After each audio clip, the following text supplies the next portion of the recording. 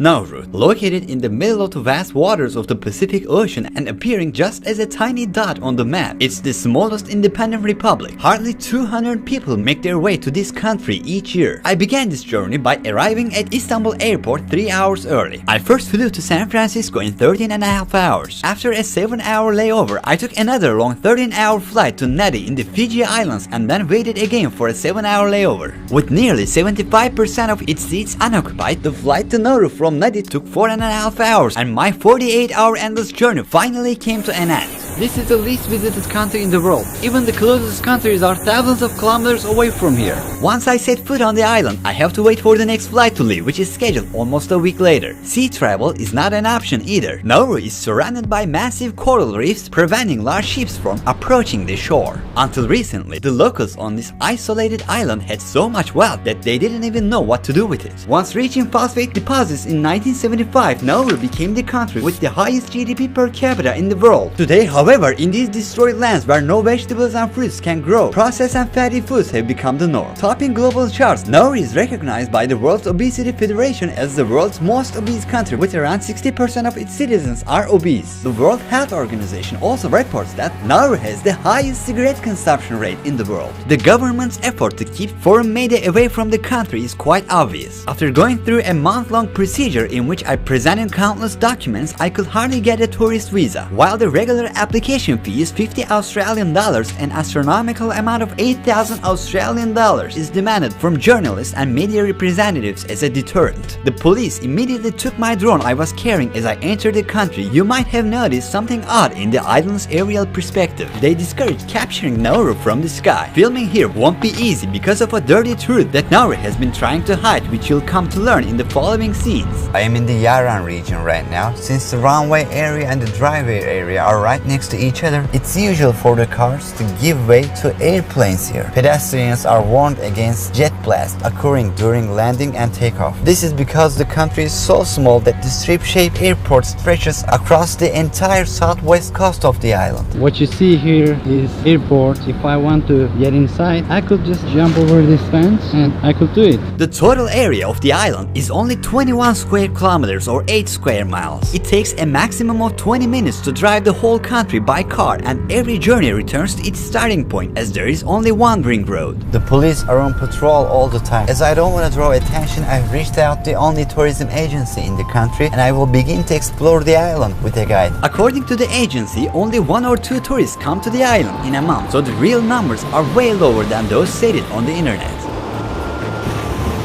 What do you do in your free time on the island? Volleyball. So what do you do in your free time on the island? Anything we want to do. Like what? Fishing, sleeping, eating.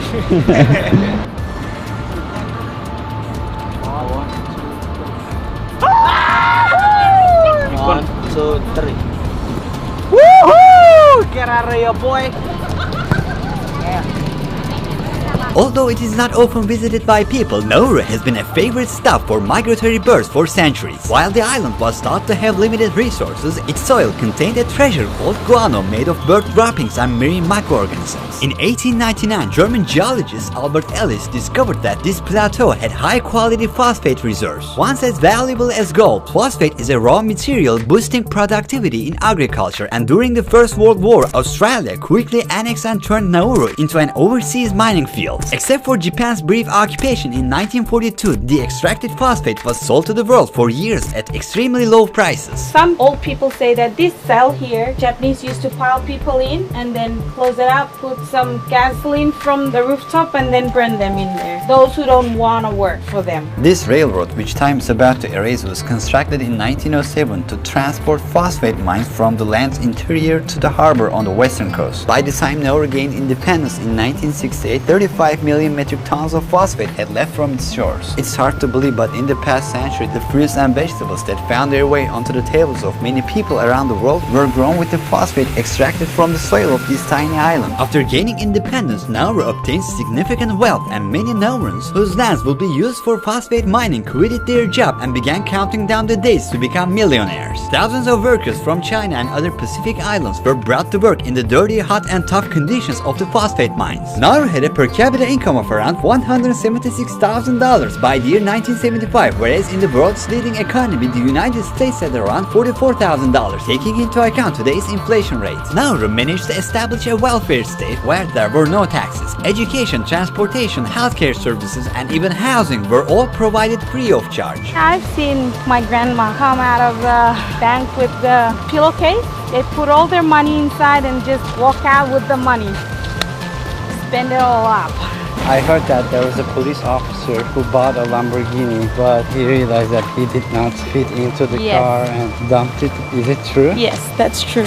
Even some of the cars are bought for just decorations. As Nauru suddenly became wealthy, a frenzy of consumption overtook them, and this small island was filled with the latest car models. Along the roadside, we came across a collection of abandoned luxury cars from the past: Cadillacs, Jeeps, Land Rovers. These are just a few of the vehicles that the island residents once used for speed and amusement on this road. It is almost like a car graveyard here. The layer of rust on them indicates how distant the days of glory are. Ever since I got here, the natives have been warning me to watch out for the packs of stray pitbulls roaming around the road. Once a popular breed, some islanders eagerly adopted these dogs and left them on the streets. Along with the dogs, more animals that were not originally present in Nauru were also brought in over time. Cat, chickens, and pigs are animals that the islanders have become familiar with relatively recently. When miners uprooted the trees and excavated the fertile soil, all living organisms were harmed. It's neither suitable for agriculture nor construction, and Naurans are suffering dire consequences of this problem. Nauru's terrain is covered with pits, some as deep as 15 meters or 49 feet, and limestone peaks extending from the center of the island to the coastal areas. No agricultural products can thrive in this barren land with its high level of acidity. Naurans depend on highly processed canned food from overseas, mostly imported from Australia, to sustain themselves. The average life expectancy of the people of Nauru is 64 years. A poor quality diet has made Nauru hold the title of the world's most obese nation for years. This island, which was not yet discovered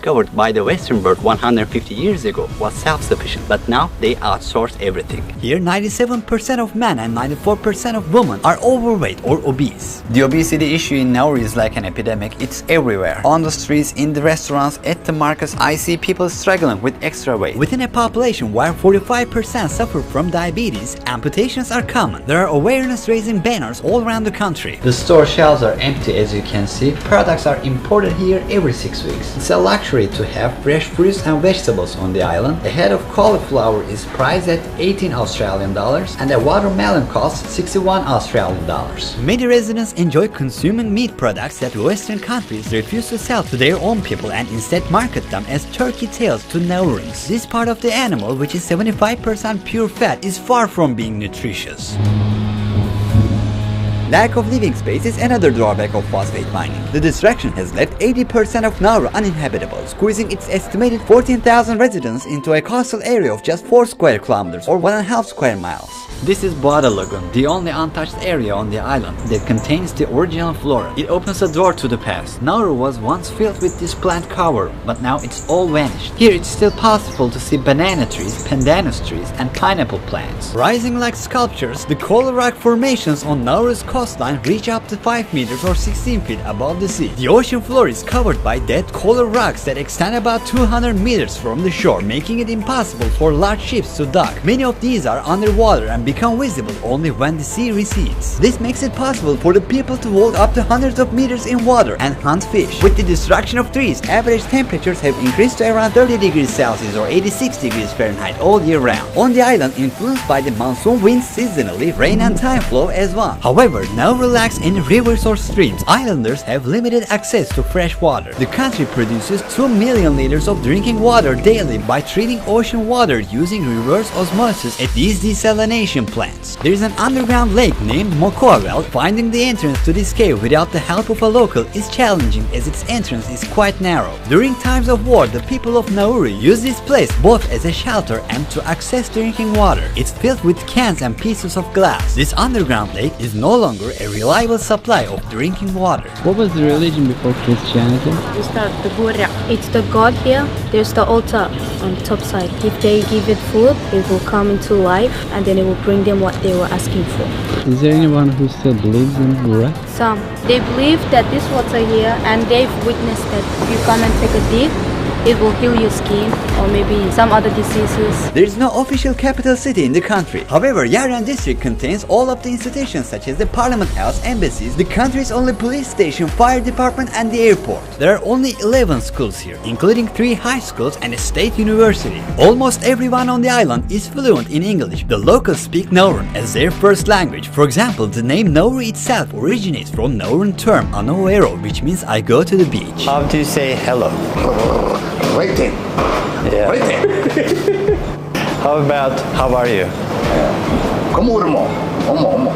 I came to the Parliament building where Nauru is governed. Contrary to the expected formal setting, it reflects the relaxed atmosphere of the island. There was no security at the entrance and I have been allowed to take photos and videos with my phone. With only 19 seats, Nauru's parliament is one of the smallest in the world. If those here knew about the scenes I will show you later in the video, they would probably think twice about letting me be here. By the 1970s, the Nauru government realized that their phosphate reserves ending and they mirrored oil-rich Middle Eastern nations by investing in overseas properties, including Nauru House in Melbourne, Nauru Tower in Hawaii, Pacific Star Hotel in Guam, Pacific House in Washington, the Grand Pacific Hotel in Fiji, and many more. However, corruption and mismanagement put the government into a deficit of millions of dollars per year throughout the 1990s, and the savings from the phosphate quickly went up in smoke. In an effort to sustain its welfare, the government aimed to turn the country into a tax haven and got involved in a money laundering scandals with drug cartels, the Russian mafia, and organizations like Al-Qaeda. Nauru issued license to over 400 foreign banks under a system that didn't require branching and allowed optional record keeping. During that period, the Russian mafia alone laundered an estimate of $70 billion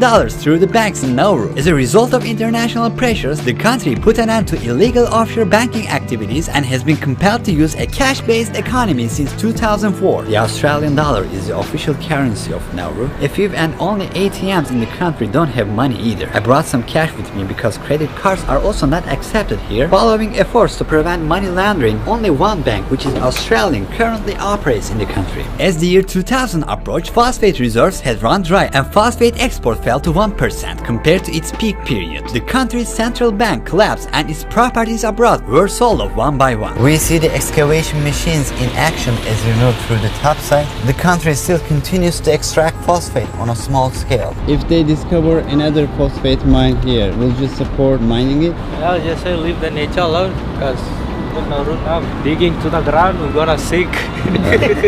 52% of the population lives at or below the poverty line and tries to survive on aid from the church. In low-income areas, stress triggers high levels of tobacco consumption. Roughly 1 out of every 2 individuals above the age of 15 consume cigarettes on the island.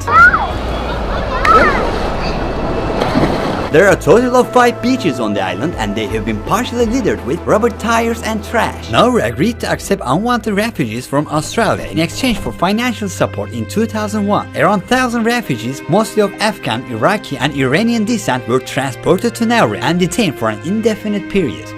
On the top side, 3 refugee camps were established. People were forced to stay in plastic tents for years under the scorching sun without regular access to clean water. Many tried to escape from inhuman, miserable conditions and uncertain future by ending their lives. The ones who suffered the most from this situation were the children, who made up the majority of the camps. Australia was spending an average of $550 million each year to maintain these camps. In other words, the Nauru government made a profit of $500,000 for each refugee held captive on the island. As I tried to get to these hidden areas, suddenly barricades appeared in my way. They had blocked all the roads leading to the camps located in the 3 different spots in the topside. I found a way to shoot from the outside. For around 2 decades, these camps became the scene of numerous individuals losing their lives due to medical negligence, accidents, and taking one's own life. Recent reports indicate that these places are now completely empty. However, the locals have no specific knowledge about this matter. Currently, Nauru is counting down the days to engage in deep-sea mining in collaboration with the Canada-based metals company. Their plan is to extract polymetallic stones that only grow a few millimeters per million years. These stones containing metals such as cobalt, nickel, copper, and manganese found in batteries will be the energy source of the near future. Scientists warn that these mining operations, putting marine life at risk, could potentially reduce the ocean's capacity to absorb carbon and accelerate climate change. The illusion of wealth that suddenly Nauru got itself into in late 19th 1960s caused a generation to not understand the importance of artwork and education. The government did not make future plans and exhausted all the nation's resources. It seems almost impossible to build a better future here without the necessary motivation,